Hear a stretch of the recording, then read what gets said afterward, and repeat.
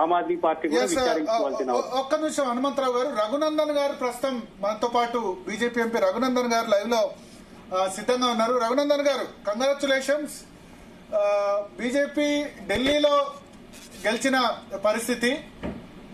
రెండవది, ఉత్తరప్రదేశ్ లో యోగి ఆదిత్యనాథ్ అయోధ్య సీటును మళ్లీ, అయోధ్యలో మిల్కీపూర్ సీటును మళ్లీ గెలుచుకున్నారు.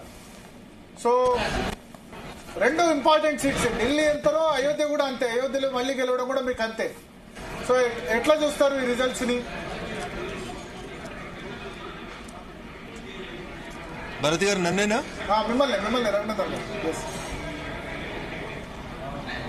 ఢిల్లీలో విజయానికి కృషి చేసినటువంటి ప్రతి కార్యకర్తకు, మా పార్టీ నాయకులందరికీ కూడా ఈ సందర్భంగా నేను శుభాకాంక్షలు, అభినందనలు తెలియజేస్తా ఉన్నాను. ఒక విధమైనటువంటి కసి, పట్టుదలతోటి ఎట్టి పరిస్థితులలో ఆమ్ ఆద్మీ పార్టీని ఓడించాలని భారతీయ జనతా పార్టీ నాయకులు, కార్యకర్తలు గత 2.5 దశాబ్దాలుగా పడ్డటువంటి కష్టానికి విముక్తి లభించాలని ప్రతి ఒక్కరు పడ్డటువంటి కష్టానికి ఈ ఫలితాలు ఒక గొప్ప నిదర్శనంగా కనబడతాయి. అదే రకంగా అవినీతికి వ్యతిరేకంగా పుట్టినమని చెప్పుకున్నటువంటి పార్టీలో ముఖ్యమంత్రి, ఉప ముఖ్యమంత్రి, మంత్రులు చాలా మంది అదే అవినీతి కూపంలో, అదే లిక్కర్ స్కామ్ లో తెలంగాణ ప్రభుత్వంతో కలిసి చేసినటువంటి లిక్కర్ వ్యాపారం లోపల ముందు తెలంగాణ ప్రభుత్వం మునిగిపోయింది, ఇప్పుడు ఆమ్ ఆద్మీ పార్టీ ప్రభుత్వం కూడా మునిగిపోయింది అనడంలో ఎట్లాంటి సందేహం లేదు. సార్, ఒకటి ఇక్కడ కాంగ్రెస్ పార్టీ, బీజేపీ ఏకమయ్యాయి అని ఇండియా కూటమి పార్టీలంటే ఇక్కడ కేటీఆర్ కూడా ట్వీట్ చేశారు ఇవాళ మార్నింగ్. రాహుల్ గాంధీ కంగ్రాచులేషన్స్, ఢిల్లీలో గెలిపించినందుకని ట్వీట్ చేశారు ఆయన. భరత్ గారు కూడా నేను ఒకటి అడుగుతున్నా, కేటీఆర్ కు ఢిల్లీ ఎన్నికలకు ఏం సంబంధం సార్? గల్లీలో 3 ఎమ్మెల్సీ ఎన్నికలు జరుగుతున్నాయి, దాంట్లో క్యాండిడేట్లను పెట్టుకునే దిక్కులేనోడు దాని ఢిల్లీ ఎన్నికల ఫలితాల మీద కామెంట్ కిందకి సార్ కూట్ల రాయి తీయమని చెప్పురు, ఏట్ల రాయి తర్వాత తీదు, కూట్ల రాయి తీయడం చేతగానోడు పోయి ఏట్ల రాయి తీస్తా అని చెప్పినట్టు కనబడతా ఉంది. కాబట్టి కేటీఆర్ అనడానికి ఎన్నికలకి సంబంధం లేదు. అయినా రోజు పొద్దుగల పెయిడ్ ఆర్టికల్స్, పెయిడ్ జర్నలిస్టులను పెట్టుకుని ఒక 30 మెడికల్ కాలేజీలు పెట్టి తప్పు చేసినాం, 300 యూట్యూబ్ ఛానల్ పెట్టుకుందామని అదే పని చేస్తా ఉన్నాడు ఆయన. 3 కోట్లు ఖర్చు. రోజు బాగా మాట్లాడిన దానికంటే నేను ఎక్కువ మాట్లాడాలి, మీడియాలో ఎక్కువ స్పేస్ కావాలని కొట్లాడుకోవడం తప్ప కేటీఆర్ గారికి ఢిల్లీ ఎన్నికలకు ఏం సంబంధం? 3 ఎమ్మెల్సీ స్థానాలు మేము గెలుస్తాం. ఆ రోజు ట్వీట్ చేయమని ఉంది. బారాసా ఓటర్లు అందరూ కూడా భారతీయ జనతా పార్టీకి ఓటేసారు. 3 ఎమ్మెల్సీ స్థానాలను మేము గెలిపించినాం. నరేంద్ర మోడీ గారు మీకు మేము కృతజ్ఞతలు తెలియజేస్తున్నామని చెప్పుకోమని ఉంది. అంటే నేను ఇక్కడ గుండాలే ట్వీట్ చేసేటప్పుడు ఇక్కడ ఒకటి నేను చెప్తాను.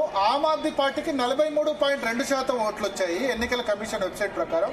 అవన్నీ లెక్కలు వద్దు సార్, అవి ఇవన్నీ టీవీ ఛానళ్లలో లెక్కలకు పనికి వస్తాయి. భరత్ గారు 43 వచ్చింది, 7 వాళ్ళకి వచ్చింది, అవి 2 కలిస్తే 50 మాకు వచ్చింది. సార్ ఒక్క నిమిషం భరత్ అన్న, ఇవన్నీ వద్దిగా. నేను కూడా నీ కుర్చీలకి వెళ్ళి వచ్చిందని కాబట్టి చెప్తా ఉన్నా. నేను టీవీ ఛానళ్లలో హైదరాబాద్ లో కూర్చొని తెలుగు మీడియాకి బాగా ఇదొక ఫ్యాషన్ అన్నట్టు.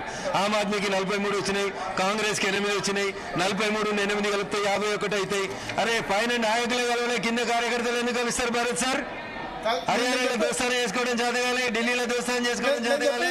వాళ్ళ సంసారం వానికి దిక్కులేదంటే నువ్వు పక్కంతో సంసారం చేయమంటావు? నేను చెప్పేదేనండి, బీజేపీ జరగని పనులు ఎందుకైనా జరుగుతాయని. ఒక్క నిమిషం నేను చెప్పేది పూర్తిగానండి. మీరు BJP 46.86, Aam Aadmi party 43.23. Okay, 3%. లెక్కలేనందుకు మేము సిద్ధంగా లేవు. మేము జనం మనుషులము, జనం గుండెలకి వచ్చేటోళ్ళం. మేము కంప్యూటర్లలో కూర్చొని, ఏసీలలో కూర్చొని, డబ్బాలలో మమ్మల్ని విమర్శించేటువంటి పెద్దలందరూ కూడా ఇదే నా సమాధానం. 2 × 2 4 అవుతుంది, 2+2 కూడా 4 అవుతుంది అని చెప్పి ఎప్పటికీ అట్లే అవుతుంది, అట్లే కావాలని కోరుకోవడం కూడా మూర్ఖత్వం. అట్లా ఏదంటే ఎందుకు కలవలేదు సార్? రాహుల్ గాంధీ, కేజ్రీవాల్ కలిసి ఒక డయాస్ ను పంచుకోవడం చేతగానప్పుడు కాంగ్రెస్ కార్యకర్త అనేటువంటి ఆమ్ ఆద్మీకి ఎందుకు ఓటేస్తాడు? అప్పుడు మాకు ఇంకా 60 సీట్లు వస్తుంటుండే. భరత్ అన్న ఎట్లయితే చెప్పాలా? కాంగ్రెస్ వానికి సీట్ రాక ఆమ్ ఆద్మీకి సీట్ వచ్చింది అనుకో. భరత్ అన్న, నీ ప్రశ్న నాకు అర్థమైంది కదా. ప్రశ్న నాకు అర్థమైంది కదా, చెప్తున్నా నేను.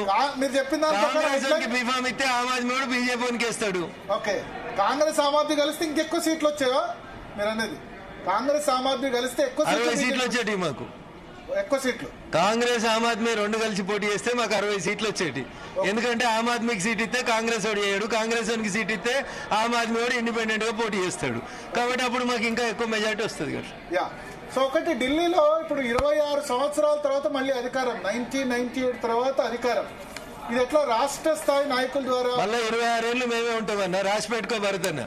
26 ఏళ్ల తర్వాత అధికారంలోకి వచ్చినాము, వచ్చే 26 ఏళ్లు మేమే ఉంటాం. 2050 వరకు 26 పనితీరు అట్లుంటదన్నా. నువ్వు గుజరాత్ చూడు, మధ్యప్రదేశ్ చూడు, రాజస్థాన్ చూడు, ఛత్తీస్గఢ్ చూడు, మేము గెలిచిన చోట మేము గెలుచుకుంటూనే పోతుంటాం. మళ్ళీ మా కూటమి ఉండదన్న ఇంకా. ఓకే, మొన్న మీకు ప్రతి that is MP how our కార్యకర్తాస్ and our leaders will work. ప్రతి ఎంపీకి మొన్న కొన్ని సీట్లు కేటాయించారు. మీరు ఎక్కడెక్కడ ప్రచారం చేశారు, అక్కడ అబ్జర్వేషన్ ఏంటి? మీకే ఏ కాన్స్టిట్యున్సీస్ ఇచ్చారు? అన్న నేను కరోల్బాగ్ అనేటువంటి కాన్స్టిట్యున్సీలో ఆల్ ఇండియా భారతీయ జనతా పార్టీ జనరల్ సెక్రటరీ గౌరవనీయులు దుష్యంత్ గౌతమ్ గారు పోటీ చేస్తున్నటువంటి కరోల్బాగ్ ప్రాంతం లోపల ప్రచారం చేయడం జరిగిందన్న. అక్కడ ఓటర్లలో కనబడింది ఒకటి, ఆమ్ ఆద్మీ పార్టీ తోటి ఏం కాదు, ఢిల్లీ లోపల ఏం మారలేదు, ఆయన శీషా మహల్ కట్టుకున్నాడు, సీసాల వ్యాపారం చేసుకున్నాడు తప్ప మాకు ప్రజలకి ఏం నీళ్లు లేవు, గాలి లేదు, రోడ్లు లేవు, కాబట్టి ఆమ్ ఆద్మీని యమునా నదిలో కలపాలని ప్రజలు నిర్ణయించుకున్నారన్న. అదే తీర్పిచ్చి. సో ఒకటి, ఇప్పుడు ఢిల్లీ ఎలక్షన్ సంబంధించి మోడీ క్రెడిటా రాష్ట్ర నాయకులకు సంబంధించి? ఎందుకంటే పార్లమెంట్ ఎన్నికలకు వచ్చేసరికి ఢిల్లీలో ప్రతిసారి మోడీ కోటేస్తారు, కానీ అసెంబ్లీలో మోడీ గారు వేరే పార్టీ, మోడీ గారు మా పార్టీ కాదా? 100% క్రెడిట్ నరేంద్ర మోడీ గారు, భారత ప్రధాని, భారతీయ జనతా పార్టీ నాయకులు. నరేంద్ర మోడీ గారు లేకపోతే మేమందరం ఏడున్నామన్నా. అంటే ప్రతిసారి నరేంద్ర మోడీ గారు మా పార్టీ నాయకులు, వారు మేము అందరం కలిసి వారి వ్యూహాన్ని అమలు చేసినాం కాబట్టి మేము గెలిచినాం. You can differentiate Narendra Modi and Bharatiya Janata Party అన్న. ఒకటి, ఢిల్లీలో సంగతి పక్కన పెడితే అయోధ్యలో బంపర్ మెజారిటీ. అయోధ్యలో మిల్కీపూర్ బై ఎలక్షన్స్ లో యోగి ఆదిత్యనాథ్ మరొకసారి పర్ఫార్మెన్స్ ప్రూవ్ చేసుకున్నారు. యోగి ఆదిత్యనాథ్ ఇప్పటికి 12 రౌండ్లలోనే దాదాపు 40,000 మెజారిటీ వస్తుంది. అయోధ్య మళ్లీ బీజేపీ రీగెయిన్ చేసుకుంటుంది. దీనికి కారణాలు ఏమనుకుంటున్నారు? అది యోగి ఆదిత్యనాథ్ గారు ఉత్తరప్రదేశ్ లో అందిస్తున్నటువంటి పాలనకి దర్పణంగా జరిగినటువంటి ఎన్నిక అది. అందుకనే ప్రజలు అసెంబ్లీకి పోయేటువంటి ఎమ్మెల్యే భారతీయ జనతా పార్టీ ఎమ్మెల్యే ఉంటే అయోధ్య అభివృద్ధి జరుగుతుంది. అయోధ్య లాంటి పెద్ద రామ మందిరం నిర్మించి ప్రపంచానికే హిందువులకు ఒక గర్వకారణంగా నిలిచిర్రు. ఇక్కడ ఎమ్మెల్యేను ఓడిస్తే పరువు పోతుంది అని చెప్పి ప్రజలందరూ కూడా మా వైపే ఉన్నారు. అయోధ్య ప్రజలకి మేము శిరస్సు వంచి నమస్సుమాంజలి తెలియజేస్తాం. అంటే అప్పుడు ఓడిపోవడానికి ఇప్పుడు ఈ 6 నెలల్లోనే 8 నెలల్లో డిఫరెన్స్ రావడానికి కారణం ఏంటి? అయోధ్య ఓడిపోతుంది, బీజేపీ ఓడిపోతుంది ఎవరు అనుకోలేదు. గెలిచిన వాళ్ళు 6 నెలలకు ఏం పని చేయలేదు అనేది ప్రజలు అనుకున్నారు. యోగి ఆదిత్యనాథ్ గారి దిక్కుపోతేనే ప్రజలకి ఫలితం వస్తుందని చెప్పి నమ్మినారు. కొన్నిసార్లు తెలిసి తెరవక పొరపాట్లు జరుగుతాయన్నా, వాటిని సరిదిద్దుకోవడం మానవ లక్షణం. అట్లే ఓటర్ మహాశయులు కూడా అట్లే అనుకుని ఉంటారు. యోగి ఆదిత్యనాథ్ గారి చేతుల్ని మరింత మనం బలోపేతం చేద్దాం, ఈ కుక్కమూతి పిందెల్ని ఎక్కడికక్కడ కంట్రోల్ చేద్దామనే ఉద్దేశం కొద్దీ మమ్మల్ని గెలిపించుంటారు. ఒకటి, లిక్కర్ స్కామ్ ప్రధాన కారణం ఆమ్ ఆద్మీ పార్టీ ఓడిపోవడానికి. ఎందుకంటే లిక్కర్ స్కామ్ లో ఇండక్ట్ అయిన వాళ్ళు ఇద్దరు ఓడిపోయారు. ఇవాళ అరవింద్ కేజ్రీవాల్ ఓడిపోయారు, మనీష్ సిసోడియా ఓడిపోయారు. అట్లాగే ఇక్కడ లిక్కర్ స్కామ్ ద్వారా అల్టిమేట్ అధికారంలోకి వచ్చిన అతీషి కూడా ఓడిపోయినట్టుంది. బహుశా అతీషి ప్రస్తుతం కొంత మెజారిటీతో లిక్కర్ స్కామ్ లో అతీషి టోటల్ గా పార్టీ అయితే ఓడిపోయింది కదా. అవినీతికి వ్యతిరేకంగా ఉద్యమం చేసి పుట్టినమని చెప్పిన పార్టీ 100% అవినీతిలో కూరుకుపోయింది కాబట్టి ఢిల్లీలో ఆమ్ ఆద్మీ పార్టీ ఓడిపోయింది. ఓకే, సో ఇప్పుడు ఢిల్లీని స్ఫూర్తిగా తీసుకొని థ్యాంక్ యూ అన్న, థ్యాంక్ యూ. ఢిల్లీని లాస్ట్ క్వశ్చన్, స్ఫూర్తిగా తీసుకొని 3 గ్రాడ్యుయేట్ స్థానాలు గెలుస్తామన్నా. తర్వాత తెలంగాణలో మేమే గెలుస్తాం. కాశ్మీర్ నుంచి కన్యాకుమారి దాకా ఏ పోలింగ్ బూత్ లో ఎన్నికలు జరిగినా ఢిల్లీలో ఎట్లయితే 50% ఆఫ్ ద ఓట్లు తెచ్చుకున్నామో అట్లా 50% ఓట్లు ప్రతి బూత్ లో తెచ్చుకునేందుకు ప్రతి కార్యకర్త కంకణబద్దులై పనిచేస్తారు. పనిచేసినటువంటి నాయకులకి, కార్యకర్తలకి, సహకరించిన మీడియా మిత్రులందరికీ కూడా మరొకసారి శిరస్సు వంచి నమస్సుమాంజలి తెలియజేస్తా ఉన్నాం. థ్యాంక్ యూ రఘునందన్ గారు, మీ సమయం కేటాయించినందుకు. సో మొత్తానికి బీజేపీ ప్రస్తుతం 47, ఆమ్ ఆద్మీ పార్టీ 23 సీట్లు. ఇద్దరు ఓడిపోయారు, అరవింద్ కేజ్రీవాల్, మనీష్ సిసోడియా. మాజీ సీఎం, మాజీ డిప్యూటీ సీఎం ఇద్దరు.